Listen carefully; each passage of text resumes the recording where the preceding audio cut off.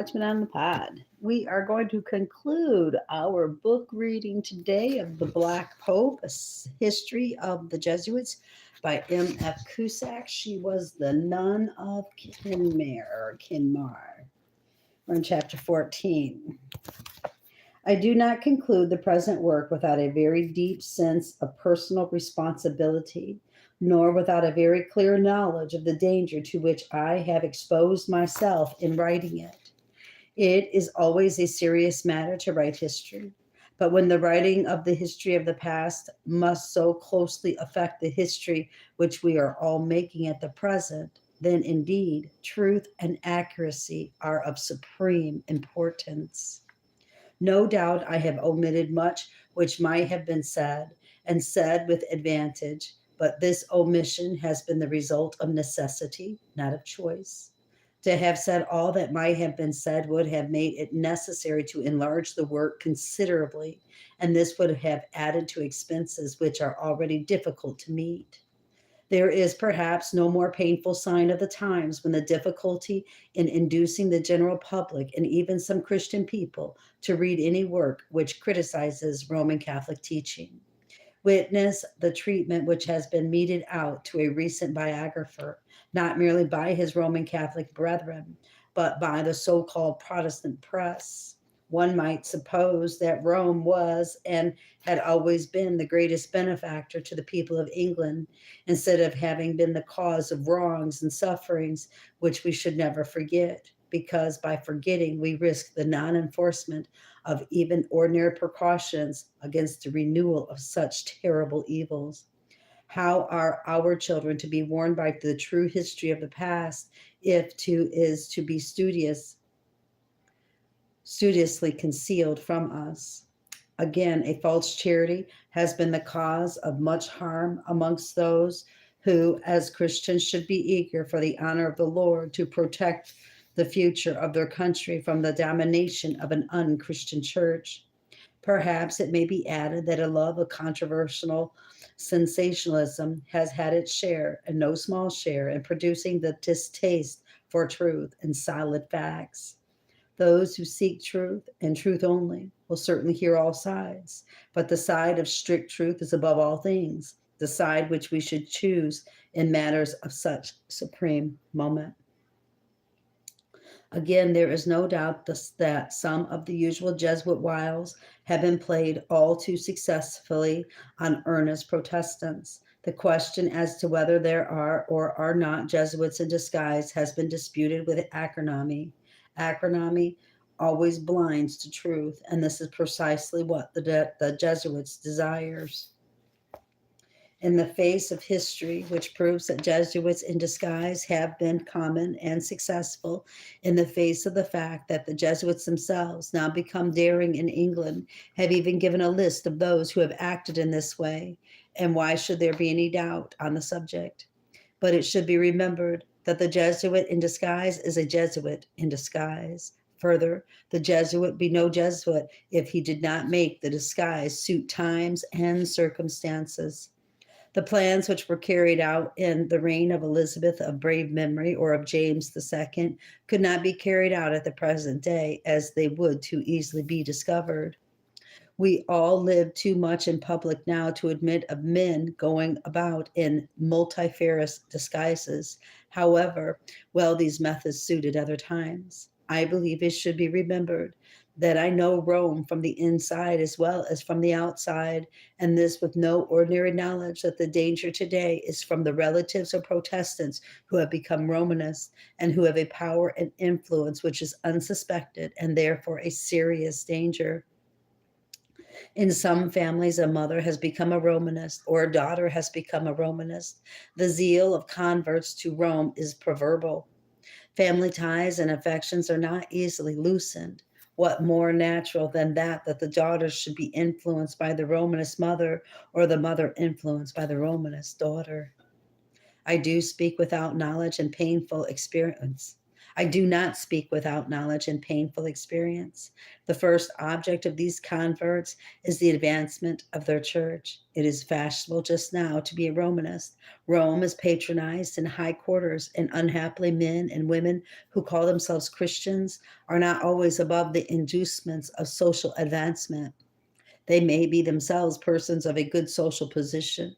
All the more they desire, perhaps unconsciously, to maintain that position. They wear their jewels still. They still wish to make the most of both worlds.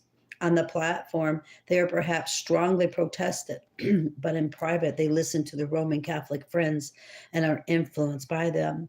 And yet, they may appear to be very pronounced Protestants, but those who are true and sincere converts from Rome to Christ must always suffer at their hands. Rome smiles at their folly, though, I'm sorry, hold on. I had to take my glasses together. Rome smiles at their folly while she uses it to her advantage. If Rome apprehends danger from one who has renounced her faith and who exposes her tactics well and fearlessly, she at once tries to silence the voice which would condemn her effectually. It is easily done. The Romanist mother or daughter has only to wait her time and insinuate that after all, this brave protester against Rome is a Jesuit in disguise, and the end is attained.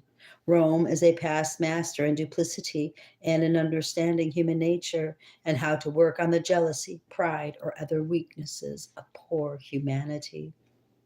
If she can silence a tongue or a pen which has exposed her truthfully, her end is gained, and it is all the more triumph to her if she can turn the arms of the enemy against the enemy. Rome has already described fully how successfully she worked in this way in former times, so there is no excuse for ignorance. There are two classes of English men and women to whom this work should appeal. Christian people should be aroused to save England from an unchristian power. Men who have even the least appreciation for intellectual and social freedom should leave no effort unmade to save England from the dominion of a church which has been everywhere the grave of thought and intellectual freedom. This book will have been written in vain if it is not realized that there can be no religious freedom where Rome has power. If it is not realized there can be no political or intellectual freedom where Rome has power. We have said elsewhere that it is a mistake to suppose that the Jesuits are in some way different from the Roman Catholic Church. Would the Church of Rome have supported the Jesuits as she has done if they were not Romanist of the Romanist? The fact is that Jesuitism is Romanism carried to its logical conclusion. It would seem sometimes as if we were living under the same social and moral conditions as those who lived before the flood. They ate and drank, they married and gave in marriage, they mocked at those who warned them in the name of the Lord. But for all that, the flood came and swept them all away.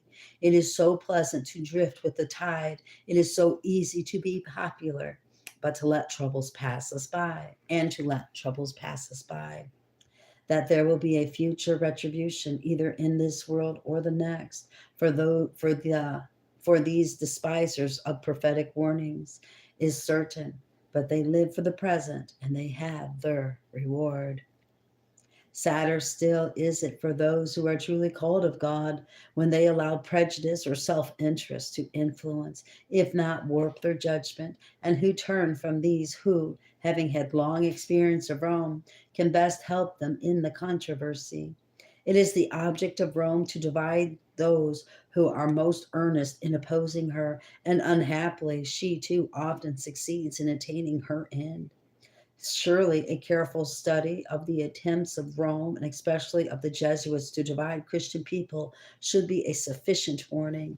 It is, after all, simply copying the worst characteristics of Rome when Christian people refuse to cooperate with each other because of trifling indifferences of doctrine or opinion. So it is also lamentable when differences arise as to the manner in which the holy war against the enemy of God and truth should be carried on. It weakens the hands and chills the zeal of those who should maintain a united front against an always united enemy.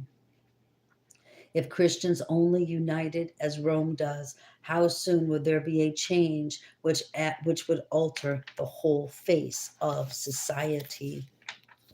Again, even Christians often, perhaps unconsciously, are ashamed of a quiet, steady, but open profession of their detestation of teachings which are distinctively contrary to the Word of God.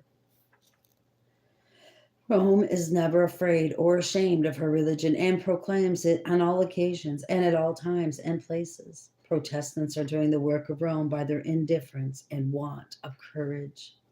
The outposts are being surrendered to the enemy. It is the first step and an important step in gaining an entrance into the Citadel. Even those who do not oppose Rome because she is unchristian, or who have persuaded themselves that she is Christian because they do not take the trouble to understand what she teaches, should pause ere they give her power to take away all our liberties. Rome is the grave of intellectual progress and of moral rectitude. Mr. Cartwright, a calm and dispassionate writer on the Jesuits, says much has been said about the intellectual eminence of the order, as shown in educational institutions. Its scholastic efforts have uniformly been directed to substitute for the occasional irregularities attendant on a buoyant nature, that monotony which accompanies stagnant life, the dead level of mediocrity. Independence of character, of mind, of research are objects hateful to the society, which must be expelled. And in lieu of these, it has evolved a system of pseudo culture, studded with the counterfeits of science, playthings adapted to natures that are being carefully nursed to grow up with stunted strength, accomplishments of a captivating order, talents of handy and serious character, have largely distinguished those trained in the schools of society. But in the long roll of Jesuit fathers, men of undeniable busy and sedulous habits, it will hardly be possible to pick out one name, the bearer whereof admittedly takes ranks amongst the great discoverers in the fields of science and of thought, amongst the men who have materially advanced the knowledge of mankind. A glance at the ecclesiastical annals of the last century is enough to reveal the increasing sterility within the officially recognized area of the Latin Church. In the 17th century, the French clergy and corporate declarations with their names appended thereto over and over again protested against the stigmatized as outrageous the theological maxims propounded by Jesuit divines. This system of moral theology leaves every man at the mercy of the confessor, so that between man and the man there can be no social or business confidence. The confessor decides on the rectitude of contracts and dictates the policy of the statesman. He decides the conduct of the husband to the wife, of the wife to the husband, of the employer towards the employee, or of the servant to the master, and from his decisions there is no appeal. Nor is this iniquitous interference with the rights of humanity confined to the Jesuits. The moral theology of the Jesuit is approved by the Universal Roman Catholic Church. It is taught in every Catholic college in the world. Rome is responsible for all the crimes which ever have been or ever may be committed by the Jesuit, for she has set the seal of her highest approval on his teaching. Even the present Pope, who is proclaimed or proclaims himself as one of the most learned and enlightened of his class, has, as we have shown elsewhere, bestowed the highest approval which Pope can give on these men and their soul destroying system. And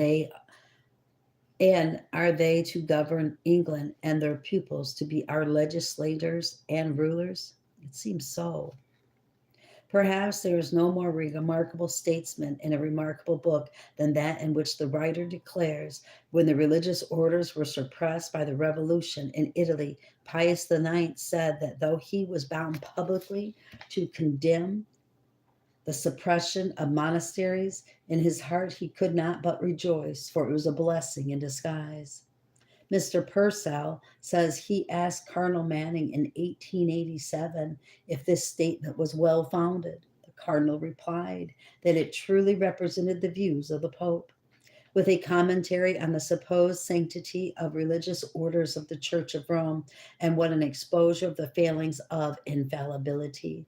We find popes and cardinals very ready to interfere in the affairs of those with whom they have no concern, but very slow attempt to any reform in their own church, no matter how necessary.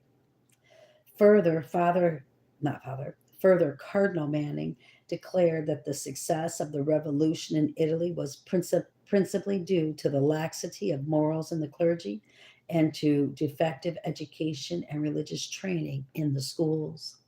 And yet we are asked to support monasteries and convents and to endow colleges and other institutions with public money where precisely the same system is carried out. Has England been bewitched by Rome? The church which compelled Galileo to swear to what he knew to be a lie in order to obtain liberty to exist has not changed. Oh, that's right. That's right. They threatened to kill him. Hmm.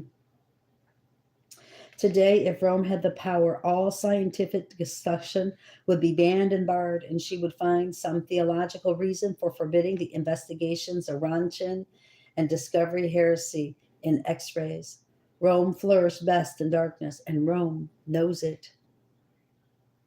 But grave as these matters are, what shall be said of the frightful heresies which she approves and encourages? In scientific research is discovered, no, I'm sorry, I said that wrong. If scientific research is discouraged, theological disquisitions are disallowed, which border on blasphemy. Huber, in his admirable work Les Jesuits, calls attention to the heresy which teaches that the body of Mary is found in the sacrament with the body of Christ. This horrible, must we say, blasphemy seems to have originated with Ignatius Loyola. Even so lately in the year 1851, Oswald, the professor of theology at Paderborn, taught in his Mariology Dogmatic that priests, in reward of their virginity, received in the communion not only the body of Christ, but also the flesh and the milk of Mary. Monsignor Malou, Bishop of Bourges, has taught that Mary wears a triple crown as the daughter of God the Father, the mother of God the Son, and the spouse, wow, of God the Holy Spirit. These are not mere medieval pastimes or refinements. They are taught today as part of the deposit of faith and approved by the church as such. Much more might support, even by silent acquiescence, a system which teaches blasphemy. Will they support by their indifference a system which places the forgiveness of sins in the hands of man and deprives God of his chief attribute of mercy? Will Englishmen who pride themselves on their love of liberty support a system which is based on the right to deprive all mankind of all liberty except what the church permits? Will they vote for the pecuniary endowment of men who teach that rebellion against their lawful sovereign is no noble a virtue as to deserve the highest honors which the church can pay?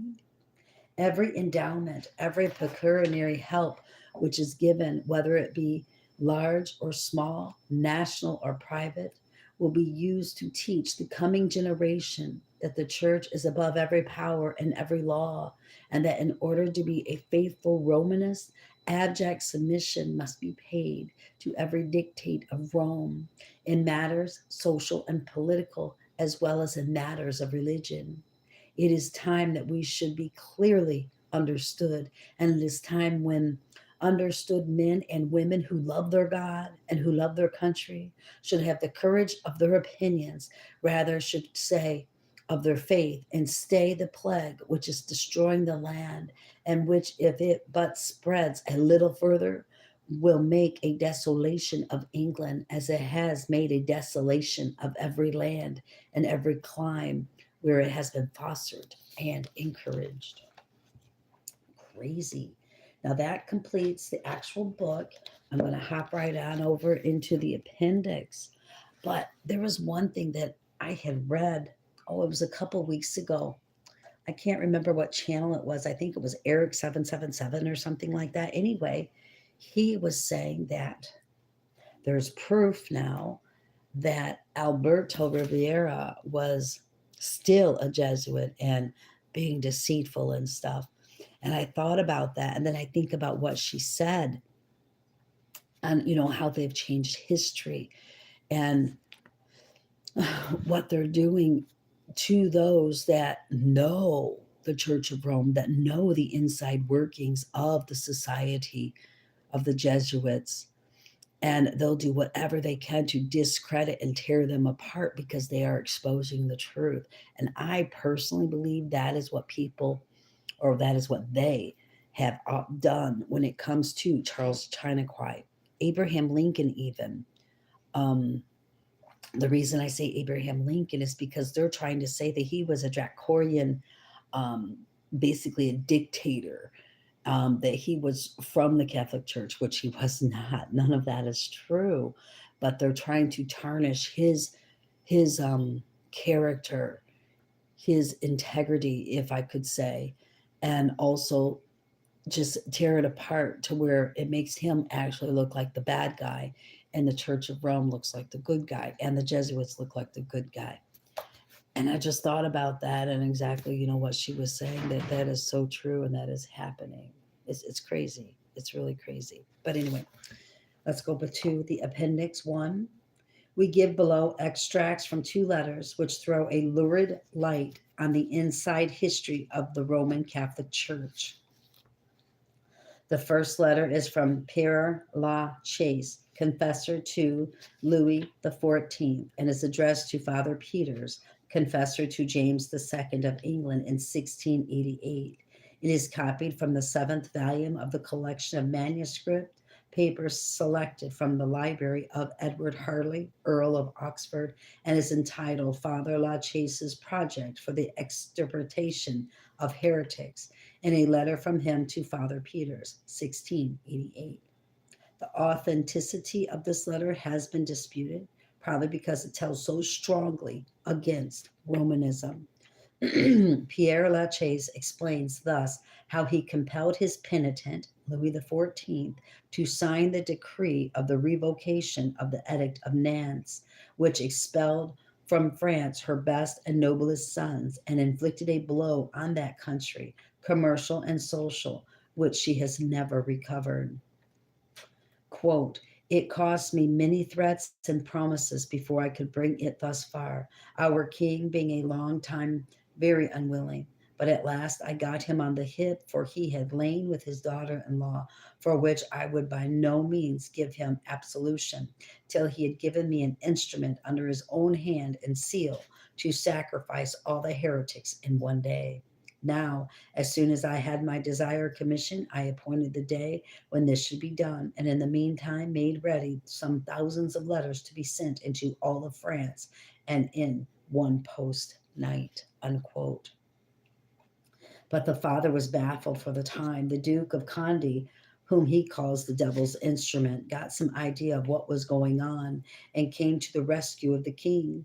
He succeeded in getting back the warrant from Pierre Lachaise, but the father was not so easily baffled. He says, quote, I soon gave an account of this affair to several fathers of our society, who promised to do their best to prevent the aforesaid prince's doing such another act, which was accordingly done. For within 6 days after the damned action, he was poisoned, and he well deserved it. The king also suffered too, but in another fashion, for disclosing the design unto the prince and hearkening unto his counsel. And many a time since, when I have had him at confession, I have shook hell about his ears and made him sigh, fear, and tremble before I would give him absolution. Nay, more than that, I have made him beg for it on his knees before I would consent to absolve him. Wow. In the end of the plot was carried out, but the Jesuit confessor was obliged to content himself with the banishment of all the Huguenots instead of a wholesale massacre. Wow. Appendix 2, Cardinal Newman's letter. During the City of the Vatican Council of the late Cardinal Newman wrote a confidential letter to his bishop, then Dr. Ulterthorn. This letter was soon public property. It is well known that some of the best and most learned bishops of the Roman Catholic Church were strongly opposed to the proclamation of the new doctrine. But of what avail? When the Jesuits wished to take a step towards the accomplishment of their great object of establishing a universal monarchy with the white pope nominally at the head and the black pope holding the reins. This important letter was published in London Standard on the 7th of April. We give some brief extracts here. Quote, Rome ought to be a name to lighten the heart at all times, and a council's proper office. When some great heresy or other evil impends, to inspire hope and confidence in the faithful. But now we have the greatest meeting which ever has been, and that at Rome, infusing into us, by the accredited organs of Rome and its partisans, such as the Civilita, the Armorana, the Universe, and the Tablet, little else than fear and dismay. Why should we No, I said that wrong. Why should an aggressive, insolent faction be allowed to make the heart of the just sad, whom the Lord hath not made sorrowful? Why can't we alone, when we have pursued peace and thought no evil? Why cannot we be alone when we have pursued peace and thought no evil? I assure you, my lord, some of the truest minds are driven one way and another and do not know where to rest their feet. One day, determining to give up all the theology as a bad job and recklessly to believe henceforth almost that the Pope is impeccable. At another, tempted to believe all the worst which a book like Janus says. Others doubting that the capacity possessed by bishops drawn from all corners of the earth to judge what is fitting for European society, and then again angry with the Holy See for listening to the flattery of the cliques of Jesuits, redemptorists, and converts. Unquote. It proved a bolt from the blue. Newman had not yet learned not to put his trust in bishops. Later, he knew better. No wonder that Manning, the great promoter of papal infallibility, declared that his spirit must be crushed. It need scarcely be said that the Jesuit organ in Rome, the Civilita, denounced Newman, and the M. Velat, the famous French ultramontane journalist, denounced him in all his works in no measured language. Indeed, Newman had aggravated him past forgiveness, for he had compared him to Murphy, who later was the victim of Romanist rage and hatred for the crime of telling the truth. At first, Newman stoutly denied the authorship of the letter. Then, when absolute denial became impossible, he pervicated. But finally, neither pervication nor denial were of the least avail, and he was obliged to admit the authorship. It need scarcely be said that the publication of this letter did not advance his ecclesiastical prospects in Rome. Note page 130. Cardinal Manning's biography tells us that he tried to have himself called to the upper house as a spiritual peer and nearly succeeded through his influence with the royal family.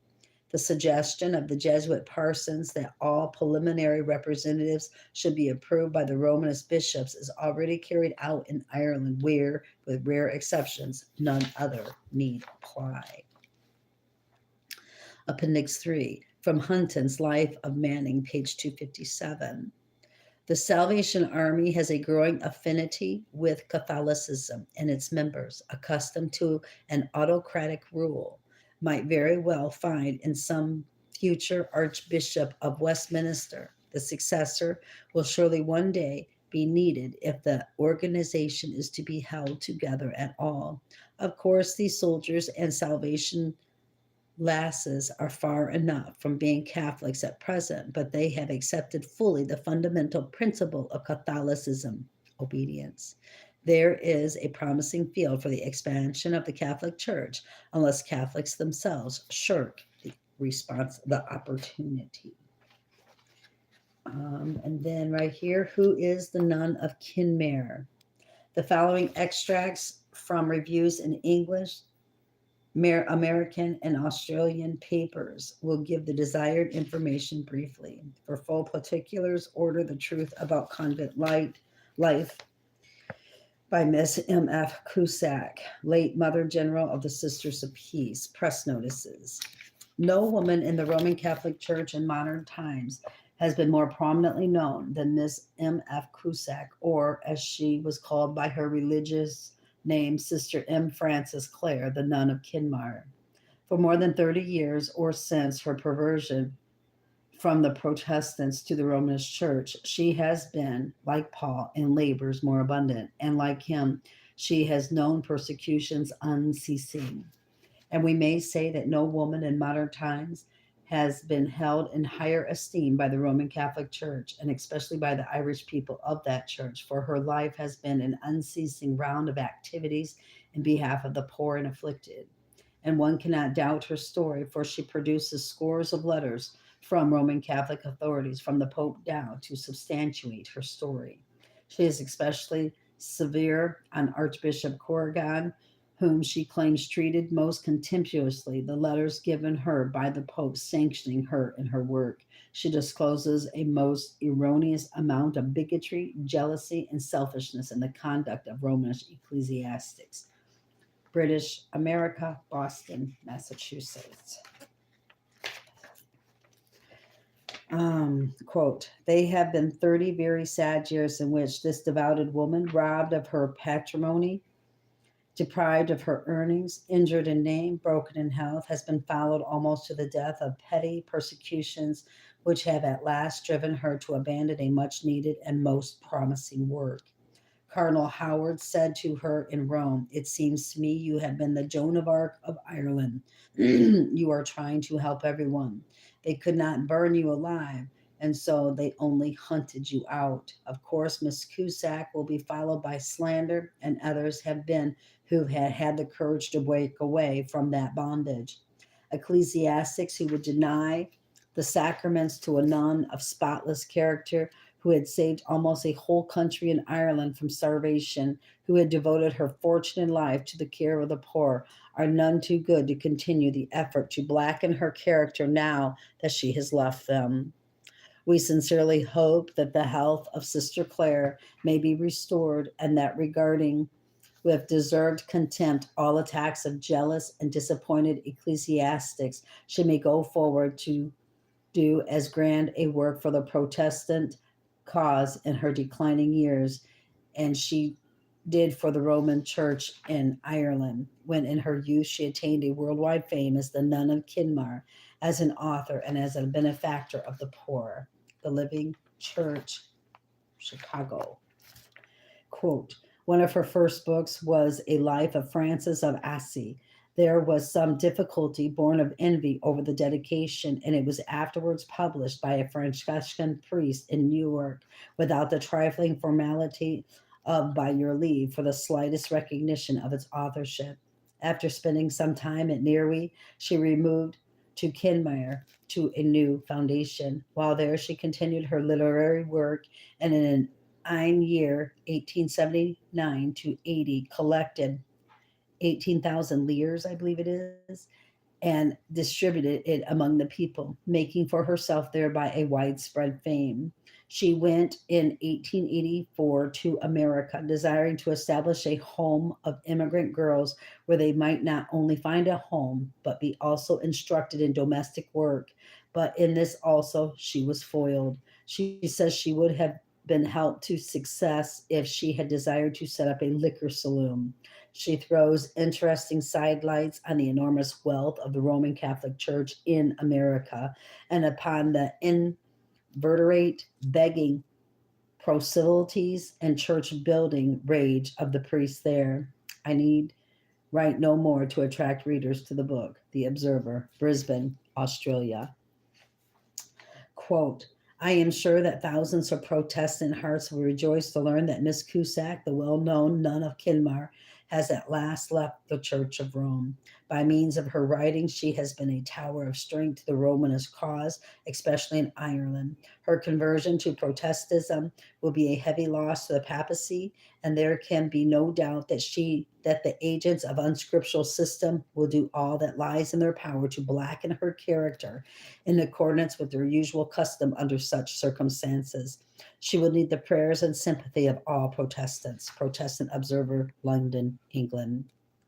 Quote, Miss Cusack is a woman of great ability and of no little learning, and these qualities alone marked her down as something as to be kept in the background, and if possible to be crushed out of existence as an individual. By her pen she has made her name famous in some of her works, notably her Life of St. Patrick and her histories of the counties of Cork and Kerry. Most valuable from a naturalist and geologist standpoint, she will live as moments. I said that all wrong. Let me do it again. Most valuable from a naturalist and geologist standpoint, will live as monuments of her industry and her accuracy of research. The Churchman, New York. Quote, in the days of famine and distress in Ireland in 1880 and 1881, this sister, known as Sister Mary Frances Clare, wrote with such plaintive eloquence to all parts of the world that contributions by the thousands of dollars were sent to her for the relief of the poor of Ireland and Roman Catholic priests and Protestant ministers, for she heeded no distinction of creed where charity was needed, were alike profuse in their gratitude for her timely and vigorous aid. This lady, once so good to others, is now dependent for her support upon what may occur to her from the sale of her publications, her own money having been lost by many an unjust transaction on the part of persons in authority in the Church of Rome. The nun of Kinmar is known in the world of literature as a writer of grace and power, and it is to be hoped that this, her last venture, will receive the cordial support it deserves. Canadian Churchman. Quote, a lady of considerable literary attainments, Miss Cusack displays in her book a stringent, fearless style that at once enlists the sympathetic interest of the reader. The Echo. Quote, it also gives glimpses into the state of Irish peasant life and Irish sisterhoods, which are surprising in their penetration and good sense. Republican, Massachusetts. Quote, at a meeting held at Nottingham in September 1884, Dr. Bagsbaugh, the Roman Catholic bishop, said, I think that her writings are almost a literature in themselves, that she has written as many as 50 different works for the promotion of religion and for the preservation and illustration of the history of her country, and that copies to the number of 350,000 have been circulated all over the world. Her works ought to be read by all who want to understand the political, ecclesiastical, and social questions of the day in relation to Ireland. Leeds Mercury. Quote, Miss Cusack is no novice in literature, as she has previously published over 20 volumes, and the present work bears ample evidence that she wields a graceful and ready pen. The work should be read by all who admire the self-denying efforts of a noble woman in her missions of charity and usefulness.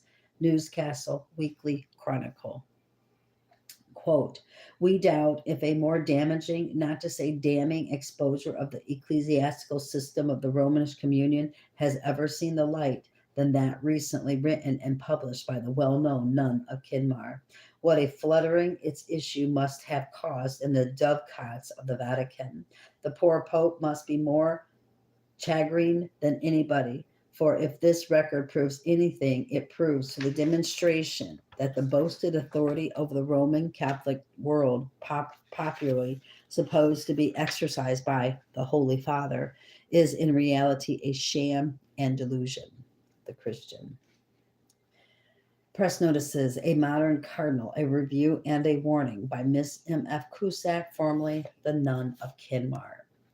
A Life of Cardinal Manning has just been published in two large volumes, which is a revelation of the intrigues, trickery, and disunion which always has and always must exist in the Roman Catholic Church.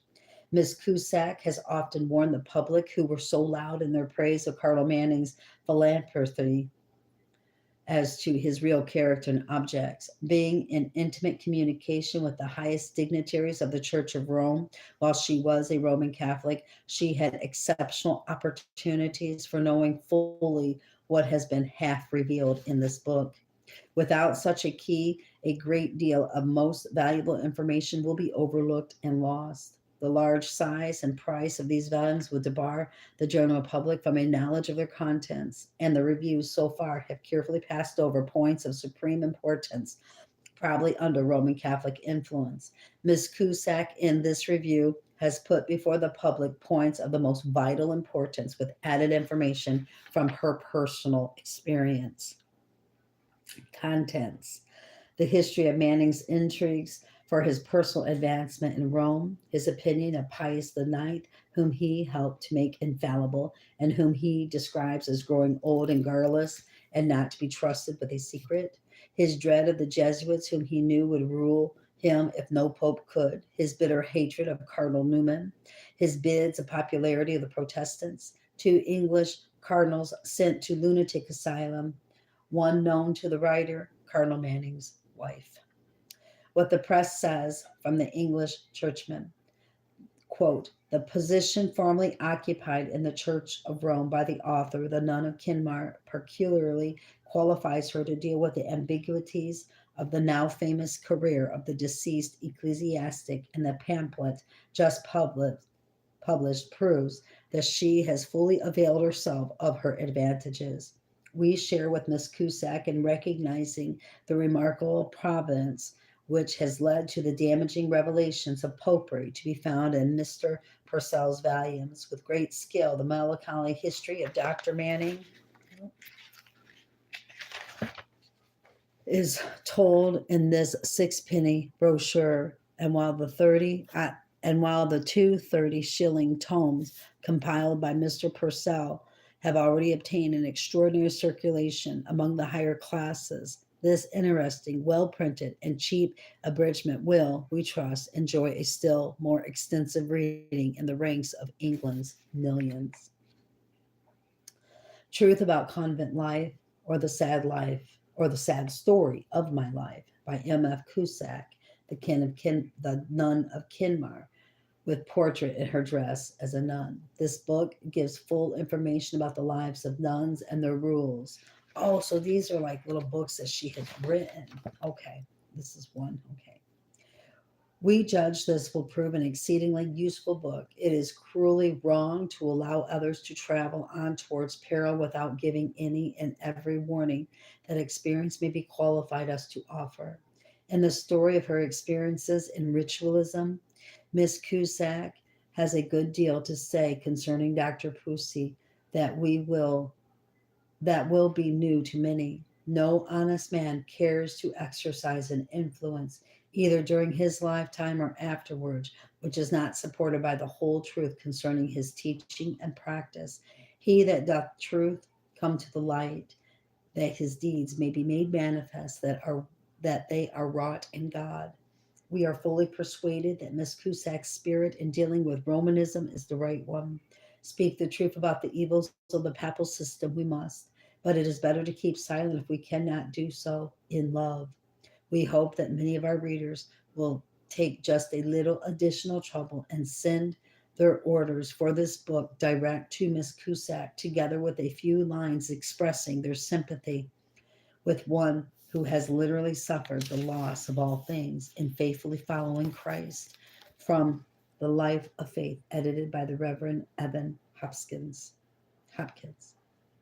What Rome Teaches, a most valuable manual for all controversialists.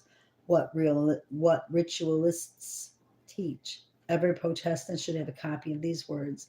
These books will furnish you with a solid information so that you can answer all the arguments of Romanists and ritualists. And that completes our book reading.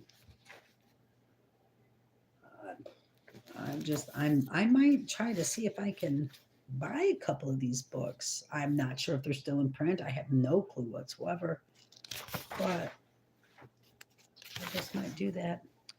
All right, brothers and sisters, keep your eyes on Jesus, your nose in the book, which is the Word of God, and embed the Word of God upon the tablets of your hearts, so you and I will not sin against God or be deceived. Have a great day. Bye-bye.